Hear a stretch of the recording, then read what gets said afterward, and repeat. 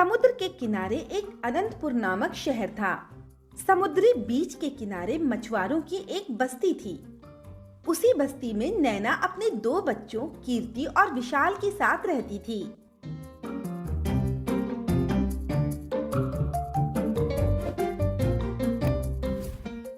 एक बार की बात है, विशाल के स्कूल में प्रदर्शनी लगी थी। विशाल अपनी मां नैना और छोटी बहन कीर्ति के साथ प्रदर्शनी देखने के लिए गया। प्रदर्शनी में बहुत अच्छी चीजें थी।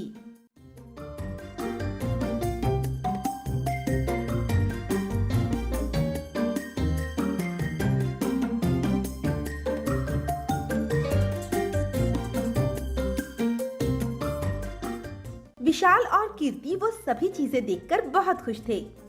अचानक विशाल की नजर एक एक्वेरियम पर पड़ी।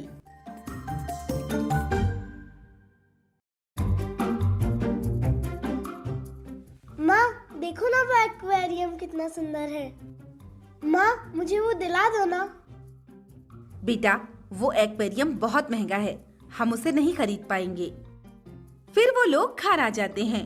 दूसरे दिन माँ, मुझे भी वो एक्वेरियम चाहिए।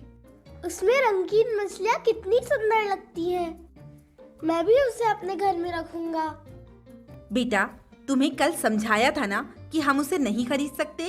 लेकिन माँ। जिद मत करो विशाल, और अब स्कूल जाओ।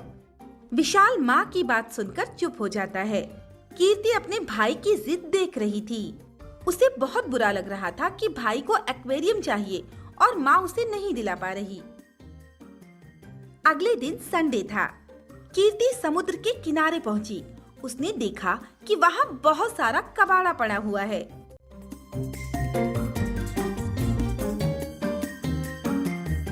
कीर्ति को एकदम से कोई आइडिया आया। वो जल्दी से उठी और एक बड़ी सी बोतल समुद्र के किनारे से उठा लाई।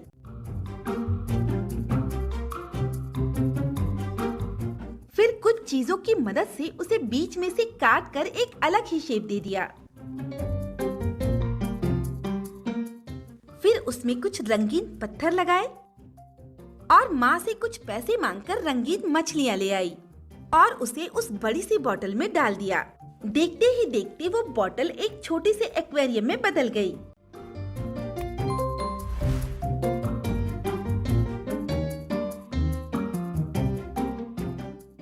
कीर्ति उसे विशाल को देखकर बोली, देख विशाल, तेरा एक्वेरियम तुझे चाहिए था ना, तो ले ले इसे। अरे वाह कीर्ति, ये तो सच में बहुत सुंदर है। तुझे कहाँ से मिला? अरे भाई, मैंने इसे तेरे लिए बनाया है, समुद्र किनारे से मिली हुई चीजों से। अच्छा, मैं इसे अपने दोस्तों को दिखाता हूँ। विशाल बाहर गया और अपने कुछ दोस्तों को बुला लाया।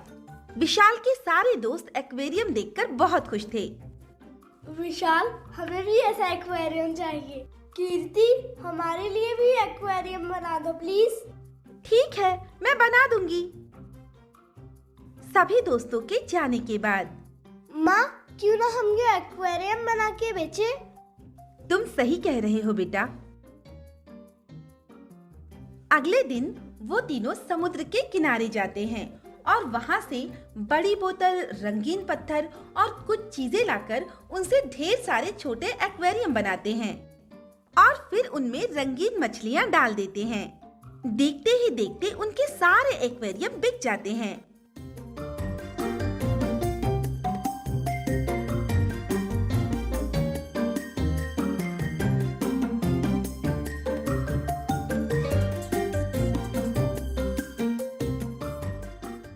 फिर वो लोग एक छोटी सी दुकान खोल लेते हैं जहाँ हाथ से बने एक्वेरियम और रंगीन मछलियाँ मिलती थीं। दूर दूर से लोग वो हाथों से बना हुआ एक्वेरियम खरीदने के लिए आने लगे और इस तरह उन लोगों के लिए एक नया रोजगार तैयार हो गया।